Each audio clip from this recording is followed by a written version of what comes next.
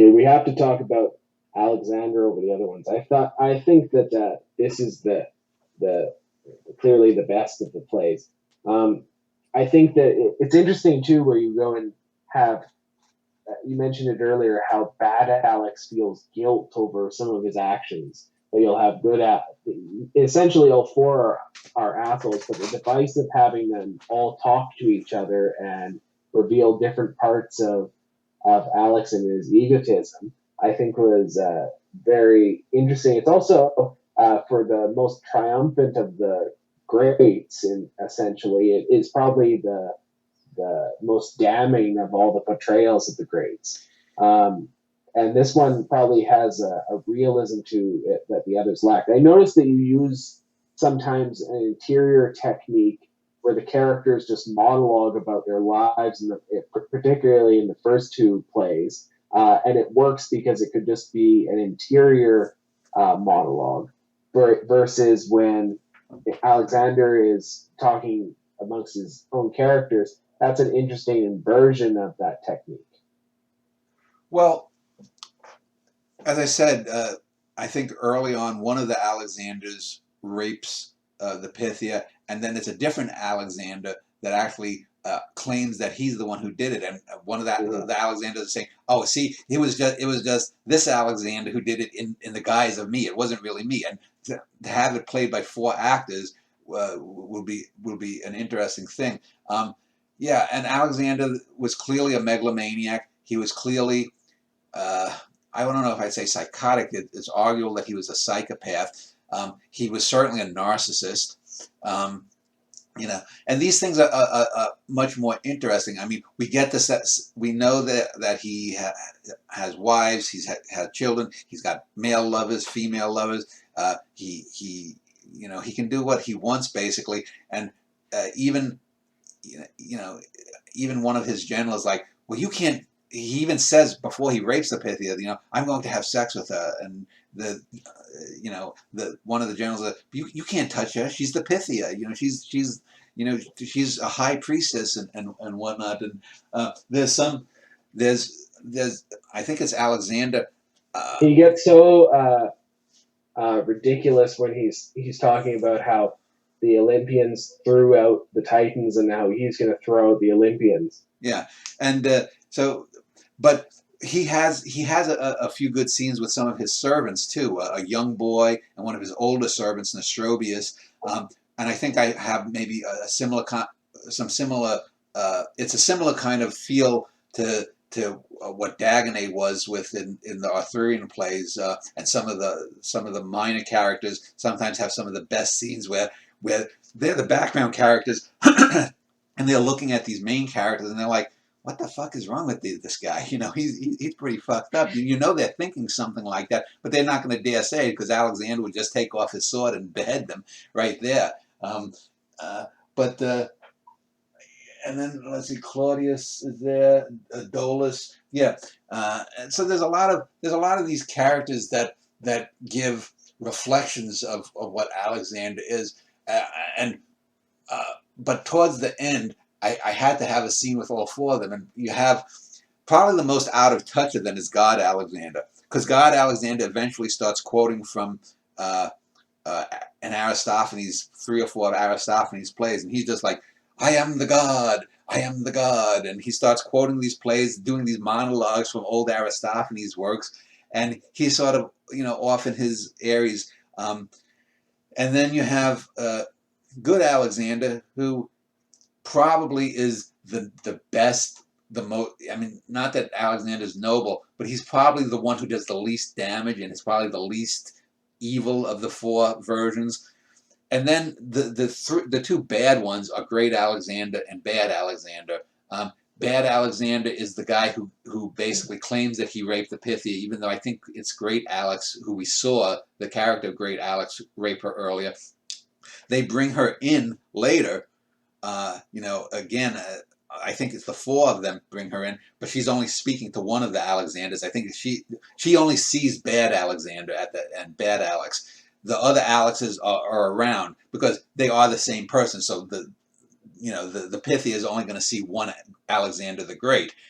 So she's in the bad Alex, and he basically is pushing and prodding her to that she basically ends up I think she takes his sword from him and just kills herself, and Alexander apparently wanted to make her a wife, and he says, I'm going to make you my wife, you're going to bear me my child, and she's not going to have any of that. She kills herself, and then the Alex are like, fuck, and then they start blaming each other. You pushed her, you're the one who did it. No, you, and so you get this sort of clusterfuck of mentalities with Alexander, basically having to deal with the fact that he first violated this woman, and then he basically causes her to kill himself. And I think the general comes in at the end, and there's really nothing more to say. There is that Alexander is a fucked up dude, but he's a great fucked up dude. And there's a reason, for example, that Alexander the Great is known, not only because more is known about it, but I think one of the reasons, the most obvious reason, is he comes later in time than the other two. But Alexander the Great is a lot more known and talked about than, at least here in the West, than say Akbar the Great, or Peter the Great, or Catherine the Great, who were only a few centuries ago. And that's because he's such a larger than life figure. I mean, he's someone who truly, you have to probably get to Hitler to have someone who's just so, when you see those speeches of Hitler, like, oh, Deutschland, and he's flailing his fists around and he's doing all these gestures. One can imagine that Alexander was very similar. Not that he was would be giving speeches, but although Alexander did give a famous speech to get his men to not abandon him when they started heading back after getting to the doors of India.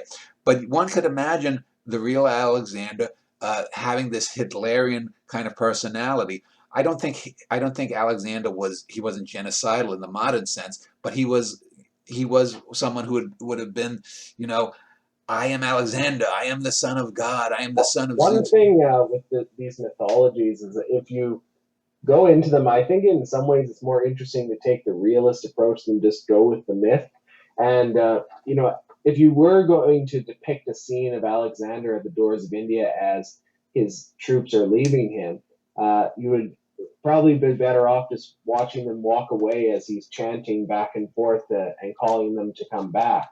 In the same way, I was thinking about how you use Alex and you in a damning portrayal, but you don't really get into his military tactics, which is, I think, one of the reasons he's so well known. Yeah, because he was such a masterful military mind, and that's why he conquered so much over such a right. short But period of time. this is what I've said, and we've talked about before about biopics, is that you don't want to do a cradle to grave thing. I don't want to do a cradle to. I want one moment, and Alexander never got back a second. This is set in Delphi, so one could imagine that this is a what if play, but it's also a play because Alexander died somewhere near the Tigris Euphrates. He never got back to Macedonia. He died without having returned to his homeland. But I said this 2 or 3 months before he died, so one could imagine that either this is a what if play, or that this is something that was not recorded by history, that Alexander took the fastest horses, his best men, and he secretly had to go back to Delphi to get a prophecy or something. We don't know why he's at Delphi, but he never made it back after cutting the Gordian knot, after meeting the first Pythia. But I just want to read the ending here of the play, and I want to ask you about the ending, but let me just read the last few lines of it. So the Alexes are arguing. She has killed herself, the Pythia, and then Bad Alex says, she has soiled my tent, my war tent. He said, you cannot have blood in a war tent. Now, where does that come from? You have to know where that. Dr. Strangelove. Yeah. So here's a guy who's a psychopath who's got all blood on his hand, and he's upset because she has soiled his war tent. And then God Alex, she was not worthy enough to be a goddess. No great loss. Good Alex, she was a beauty. We should have done more to win her heart. Great Alex, why? Bad Alex, why? Great Alex, yes, why? Bad Alex, I cannot say. Good Alex, oh, more of this. God Alex, it is all trivia, minutia. Bad Alex, why? Great Alex, yes, well, life demands things of us. Bad Alex, yes. Great Alex, so? Bad Alex, I know. What do I think it was all about? Great Alex, why do you think think this was? So great Alexander asks a question to end the play, and it's a question that gets back to the prisoner.